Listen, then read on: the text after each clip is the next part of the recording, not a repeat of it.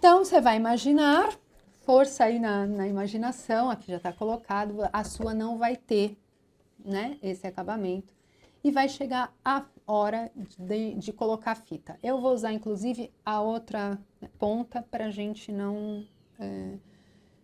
para você não se atrapalhar. Mas eu já vou mostrar aqui como que vai ficar e você vai entender. Nada melhor do que fazer isso, né? Usando um gabarito, que ele funciona dessa forma. Você vai alinhar a pontinha dele aqui e alinhar a linha, né? Ele tem uma gravação com umas bolinhas aqui, né? Uns furos. E aí você vai alinhar essa gravação na borda da sua caixa. Lá vem. É bom que faz ao vivo, né? Aí a gente já faz tudo que... Certo? Então, você vai alinhar bem. Só para você imaginar como vai ficar. Depois você vai pôr com a fita. No gabarito tem as gravações. E o que acontece, né? Para que tem essas gravações? Porque a sua fita pode ter uma largura um pouco diferente da minha. Então, existem fitas de 0,5 centímetro, de 1 centímetro, de 2, ou melhor, ou ainda, né? Você quer pôr a fita numa posição diferente da minha, tá? Então, eu já coloquei aqui algumas opções para vocês, para que isso não aconteça, né? Ou que você tenha aí uma flexibilidade um pouco maior nesse gabarito. Ele tem outras funções também, como a cantoneira aqui de emergência, para você furar a quina dos seus cadernos, mas isso a gente vê num outro dia, tá? Então, você vai cortar um pedaço de fita. Eu cortei aqui uns 22 centímetros, tá? Corta a primeira com uma folga, tá? Considerável. E depois você pode ir ajustando, porque você vai ter que ter uma pega maior aqui embaixo, tá? O que a gente faz? A gente põe uma pontinha da fita, a gente põe uma pontinha da fita crepe, certo? Ajusta certinho a linha. Conseguiram ver? Ó, você alinha no lugar que você quer e vem aqui e posiciona. Quem é das antigas, antigona mesmo, já tinha esse gabarito em papelão, tá? Que se você é da primeira turma nossa lá, você vai lembrar que isso existia no papelão, e aí a gente deu uma, como é que fala? Uma gourmetizada nele, entendeu? Ó, alinhou, eu tô fazendo sem enxergar. Vocês eu ia falar aí, isso, você tá fazendo ao contrário, eu tô fazendo ao contrário.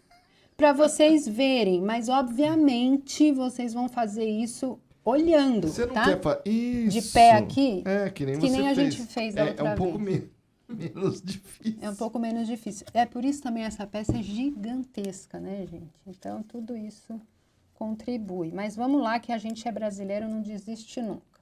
Então, vem aqui a linha... Puxa a sua mão direita. O gabarito tá meio torto. Isso. Aí ajeitou. Tá? Ó. A fita tem que estar alinhada na diagonal, certo? E o gabarito tem que estar na risca alinhado aqui, bem do eixo do aqui, gabarito. Isso. Certo? Sacaram?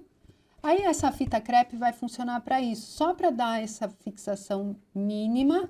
Aí você vai vir com um pincel,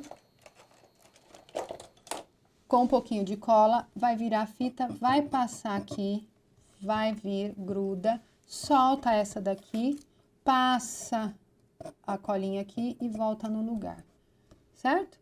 E vai fazer a mesma coisa que você fez aqui, põe crepe, não deixa só com fita, com cola, põe a crepe, espere secar, quando tiver seco, daí você tira a crepe para fazer o acabamento, tá bom? Para colar o acabamento.